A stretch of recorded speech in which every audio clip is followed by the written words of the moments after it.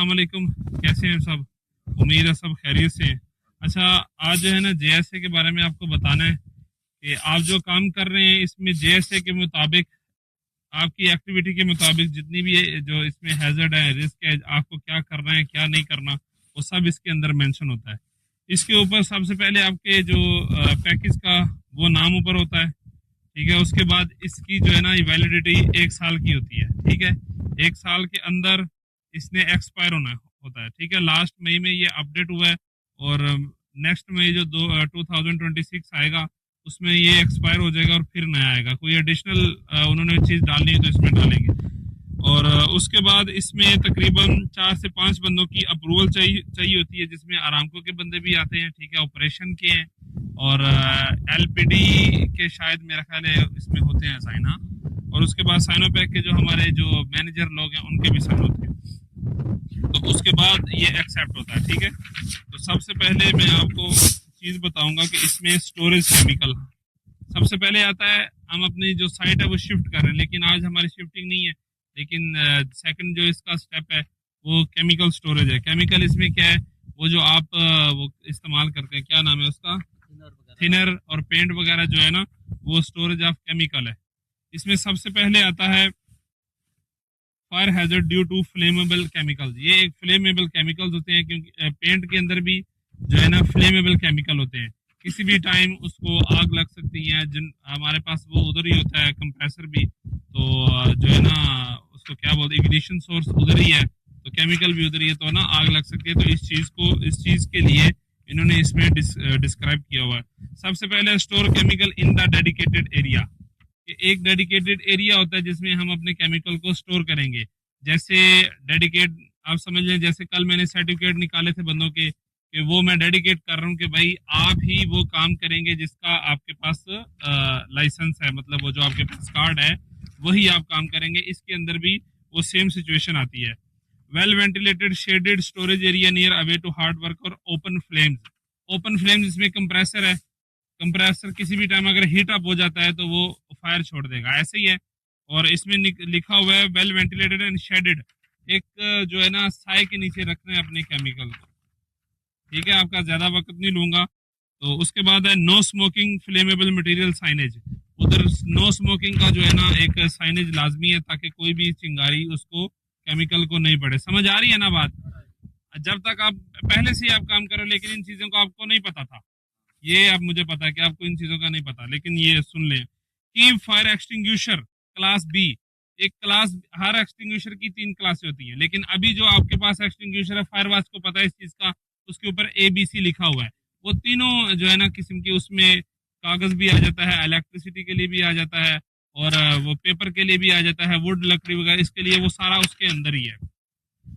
उसके बाद है नो पेंट और thinner shall be stored at the work site overnight.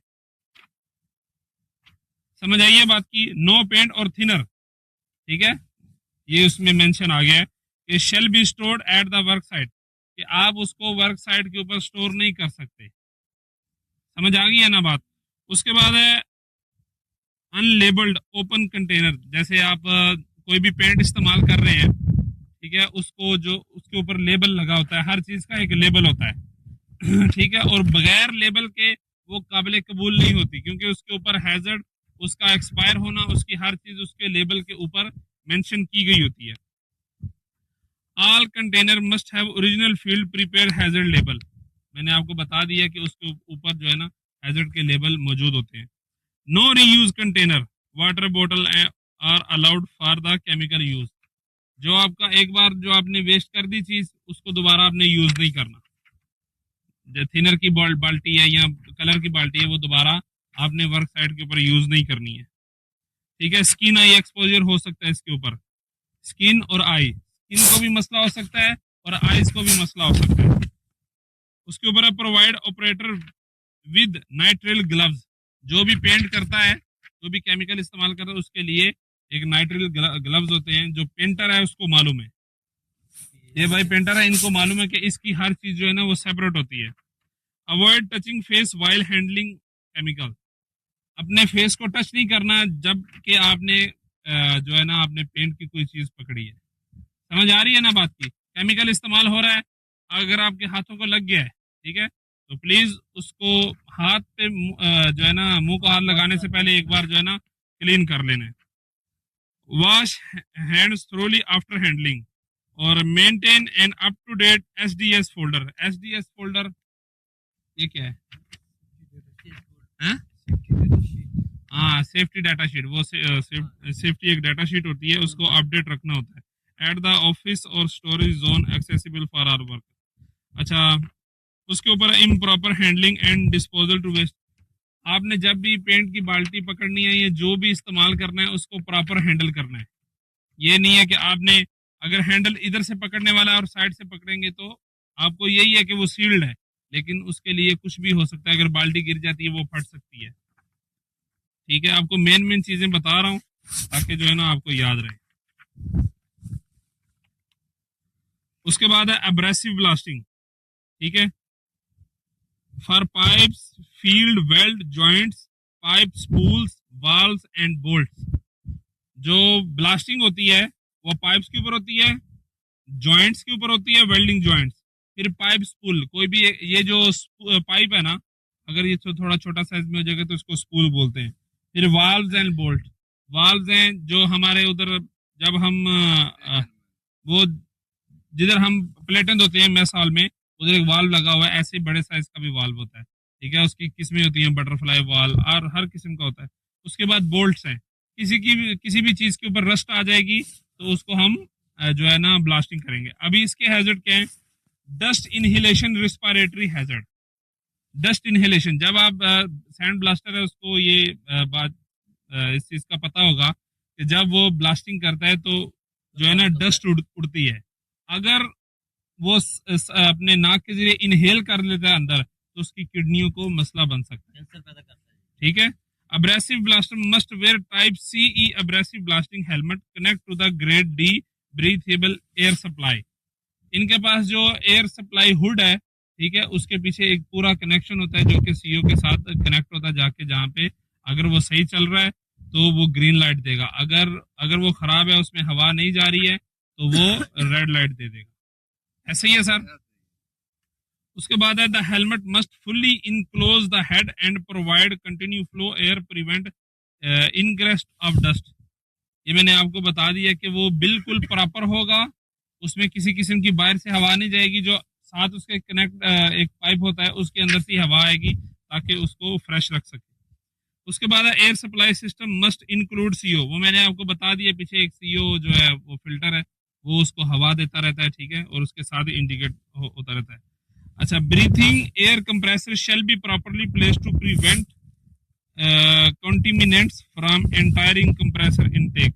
ये मैकेनिकल का सवाल है। ठीक है, ये इसके सैंड ब्लास्टर के लिए, जो भी सैंड ब्लास्टर होगा वो प्रॉपर अपनी हर एक चीज चेक करेगा, अपने हेलमेट को स्पेशल चेक करेगा। अगर उसमें उसको कुछ नजर नहीं आ रहा है तो प्लीज आप उसको नहीं पहने। अगर आप समझते हैं कि ये यूजेबल नहीं है तो आप इसको मत पहने, बोलेंगे भाई यूजेबल लेके आएंगे तो मैं पहनूंगा। ठीक है,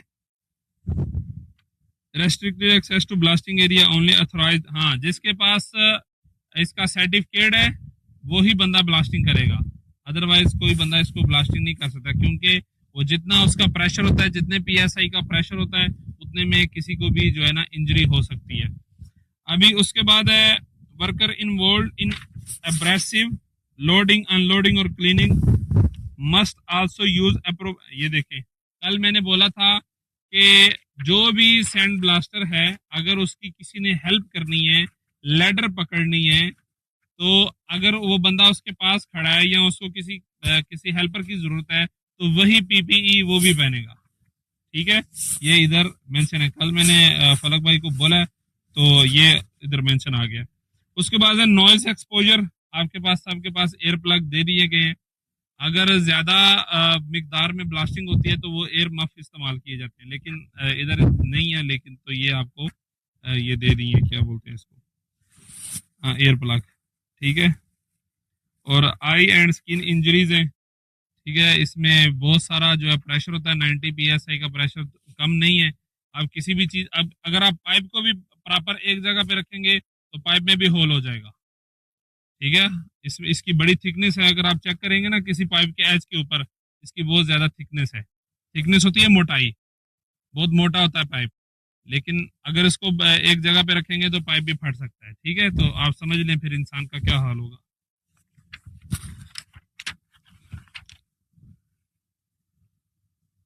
बाकी इसमें स्लिप ट्रिप हैजर्ड है। अगर पाइप सैंड ब्लास्टर समझता है कि मेरा ये जो पाइप है कि मेरे लिए जो है स्लिप ट्रिप हैजर्ड बन सकता है, तो अपने साथ एक बंदा रखे जो पाइप को एक जगह से दूसरी जगह रख सके। ठीक है। दूसरा मैं दोबारा बता दूं कि लैडर का इस्तेमाल करने के दरमियान उसके जब आप लगाओ तो देख लो कि मेरे चढ़ने के काबिल है या नहीं। ये ना हो आप जो है ना उसके ऊपर चले जाओ और नीचे से वो स्लिप हो जाए। ठीक है। बाकी जो है ना फिर इंशाल्लाह फिर नेक्स्ट पे करेंगे। तो सेफ्टी स्लोगन लगा लें। Safety first, safety first, safety first. बहुत शुक्रिया, थैंक यू।